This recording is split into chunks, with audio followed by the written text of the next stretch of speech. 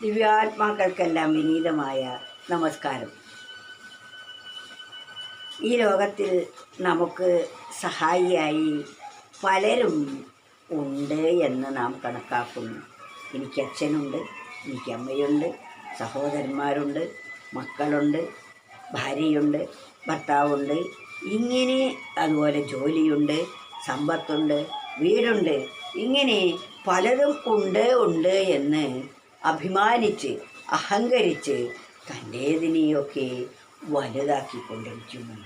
പക്ഷേ നാം ഈ ലോകത്തിൽ നിന്നും അന്ത്യയാത്ര പറയേണ്ട സമയത്ത് ഈ പറയപ്പെട്ട ഒന്നുപോലും നമുക്കുണ്ടാവുകയില്ല. ഈ പരമാർത്ഥം നമ്മൾ ജീവിച്ചിരിക്കുമ്പോൾ മനസ്സിലാക്കണം. അല്ലെങ്കിൽ നാം നിരാശപ്പെടേണ്ടി വരും. ആ നിരാശ ഒഴിവാക്കണമെങ്കിൽ നാം സത്യാവസ്ഥ ബോധിച്ച് വേണം ഇവിടെ ജീവിക്കാൻ.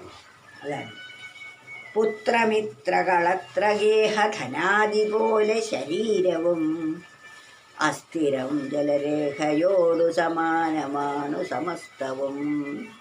ചത്തുപോ അളവൊന്നുമേ ഒരുമിച്ചു പോരുക ഇല്ലഹോ, നിത്യനിർമ്മല നീ സദാഗതിയാവണം. ഒരു കവി സർവേശ്വരനോടുള്ള അപേക്ഷയാണിത്.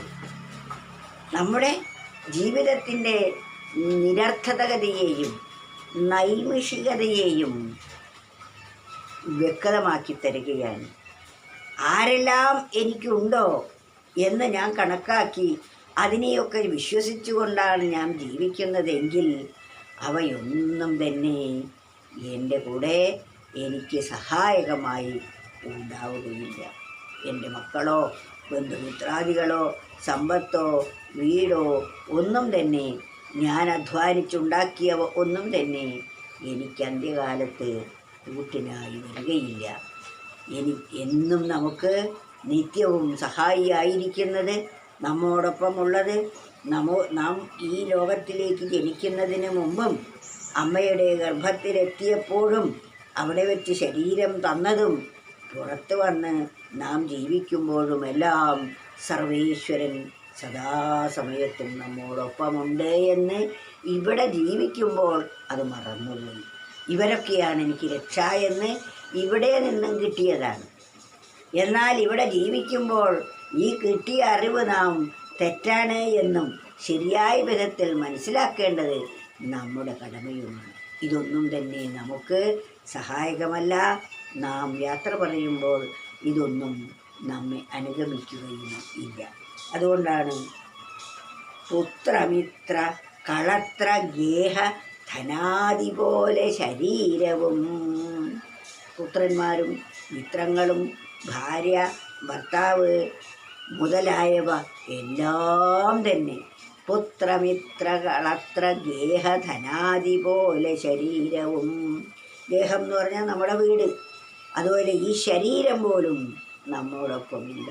പുത്രമിത്ര കളത്ര ഗേഹ ധനാദി പോലെ ശരീരവും അസ്ഥിരം ജലരേഖയോടു സമാനമാണു സമസ്തവും.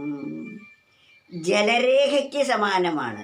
ജലരേഖ എന്ന് പറഞ്ഞാൽ വെള്ളത്തിൽ നമ്മൾ ഒരു വര വരച്ചാൽ ആ വര അപ്പോൾ തന്നെ ഒന്നിച്ചു ചേരുന്നു. ജലരേഖയ്ക്ക് സമാനമാണ് നമ്മുടെ വീടും സമ്പത്തും കുടുംബാദികളും എല്ലാം തന്നെ. അസ്ഥിരം ജലരേഖയോടു സമാനമാണു സമസ്തവും.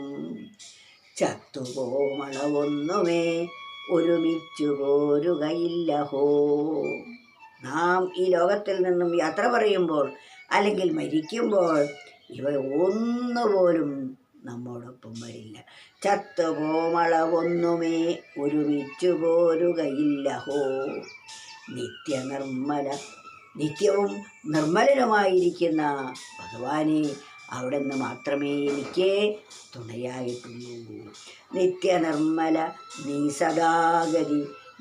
സദാഗതിയാവണം. അവിടുന്ന് മാത്രം എനിക്ക് ഗതിയായിട്ട് ഭവിക്കണേ എന്നാണ് പ്രാർത്ഥിക്കുന്നത്. പുത്രമിത്ര കളത്ര ഗേഹധനാദി പോലെ ശരീരവും അസ്ഥിരം ജലരേഖയോടു സമാനമാണു സമസ്തവും.